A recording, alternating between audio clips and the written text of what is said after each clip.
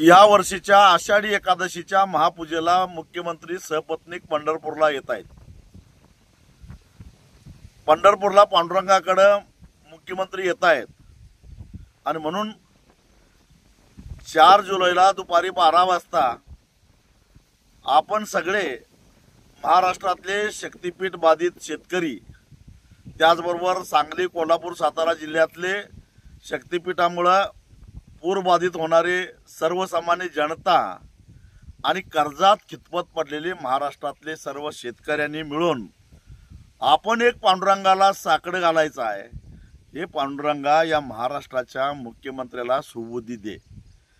शेतकऱ्याचा 7/12 कोरा करायचं आश्वासन देऊन सुद्धा सोयीस्कररित्या विसरलेल्या या मुख्यमंत्र्याला सुबुद्धी दे आणि धनिकांना खुश करण्यासाठी, कुणाचा तरी उद्योग व्यवसाय चांगला चालावा म्हणून, गोव्याला मोठा रस्ता जोडण्यासाठी म्हणून देवाचं नाव घेऊन आणि त्याच्यातूनही 50,000 कोटीचा घपला पाडून 27,000 एकर जमिनीची राख रांगोळी करून जवळपास 54,000 शेतकऱ्यांच्या जमिनीवर वरवंटा फिरवून त्यांच्या जमिनी कवडी मोल किमतीनं घेणाऱ्या या मुख्यमंत्र्याला सुबुद्धी दे।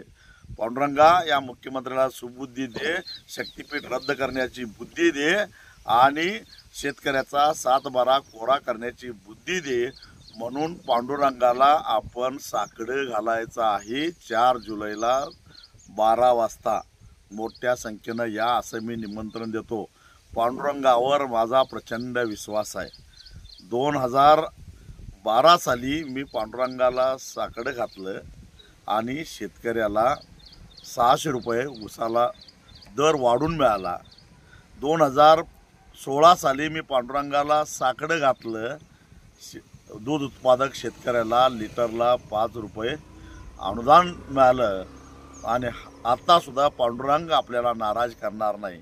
आपण साकडं घालू। हे पांडुरंगा या महाराष्ट्राच्या मुख्यमंत्र्याला सुबुद्धी दे, शक्तीपीठ रद्द होऊन दे आणि आमचा 7/12 कोरा होऊन दे।